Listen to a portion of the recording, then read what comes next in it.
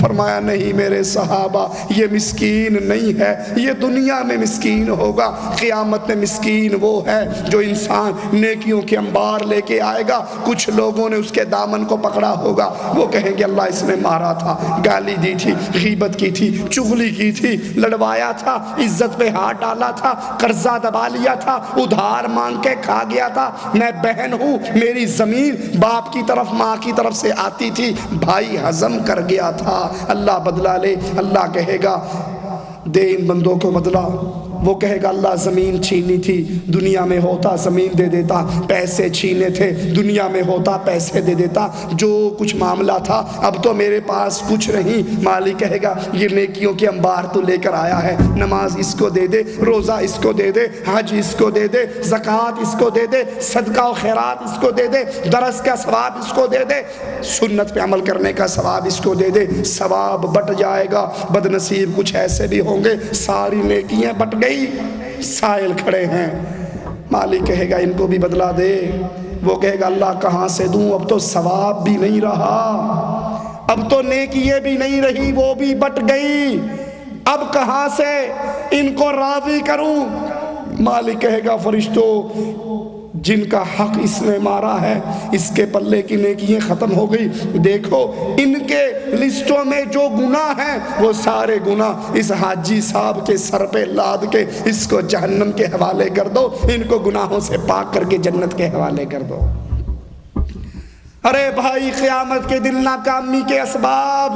دنیا میں حقوق العباد مارنا، بہنوں کا حق مارنا، پڑوسی کا حق مارنا، لوگوں کو گالیاں دینا، لوگوں کی غیبتیں کرنا، لوگوں کی چغلیاں کرنا، لگائی بھجائی کرنا، اس کی شکایت اس کو لگائی، اس کی شکایت اس کو لگائی، دونوں کو آپس میں لڑا دیا، یہ اتنا گندا عمل ہے کہ قیامت کے دن انسان کی بربادی کا سبب بن جائے گا۔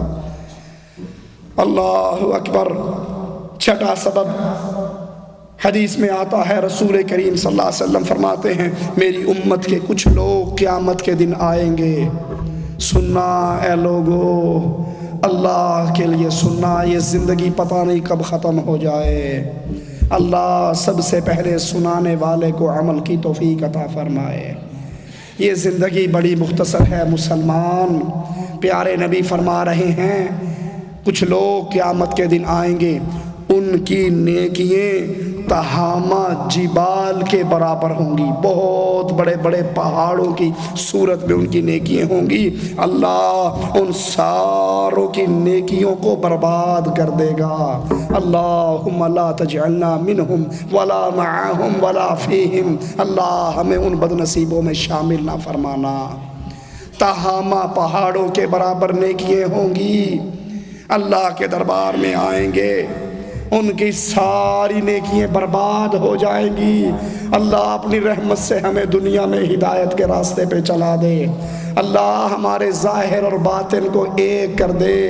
ان کا گناہ کیا ہوگا جن کی نیکیاں پہاڑوں کے برابر اور اللہ کے ہاں وہ ریت کے ذروں کی طرح ضائع اور اڑا دی جائیں گی، ان کا سبب کیا ہوگا؟ بظاہر وہ بڑے نیک ہوں گے، لوگوں کے سامنے ان کی داڑھیاں بڑی لمبی، ان کی شلواریں ٹخنوں سے اونچی، وہ گترا رکھنے والے، وہ نیکیاں کرنے والے، وہ بشتے پہننے والے، وہ لوگوں کے سامنے متقی پرہیزگاری کی تصویر بنے ہوئے ہوں گے، اور جب اکیلے میں ہوں گے، جب تنہائی میں ہوں گے، جب کہیں کوئی دیکھنے والا نہیں ہوگا تو وہ ہر طرح کا گناہ کرنے والے، بدکاری کرنے والے، ہر طرح کے گناہ کو آسان جاننے والے، جب لوگ دیکھیں تو نیک بن جائیں، جب کوئی دیکھنے والا نہ ہو تو بھول جائیں کہ عرش والا دیکھ رہا ہے۔ وہ لوگ جو بظاہر نیک ہیں، بظاہر نیکی کی دعوت ہے، بظاہر نیکی کا حلیہ ہے، بظاہر نیکی کا لبادہ ہے، اور اندر سے تنہائی کے موقع پہ، خلوت کے موقع پہ، اکیلے ہوتے ہوئے وہ گناہوں پہ گناہ کریں، وہ بدکاری پہ بدکاری کریں، وہ بے حیائی پہ بے حیائی کریں، تنہائی کے اندر گناہ کرنے میں جرت مند ہو جائیں اور بھول جائیں کہ کوئی نہیں دیکھ رہا، عرش والا تو دیکھ رہا ہے۔ ایسے بد نصیبوں کے پہاڑوں کے برابر اعمال کو قیامت کے دن برباد کر دیا جائے گا۔ اللہ ہم نے اپنی ظاہری شکل ٹھیک کر لی، اللہ تو ہمارے باطن کو ٹھیک کر دے۔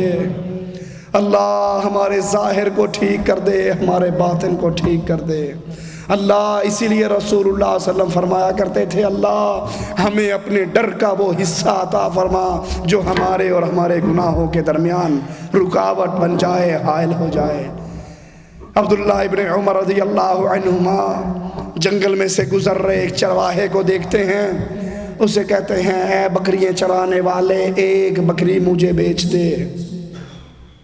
وہ کہنے لگا میں غلام ہوں اپنے آقا کا، اس کی بکریاں چراتا ہوں، میں کیسے بیچ سکتا ہوں؟ کہا قل للمالک اکلہ الذئب، جب تیرا سردار تجھ سے پوچھے،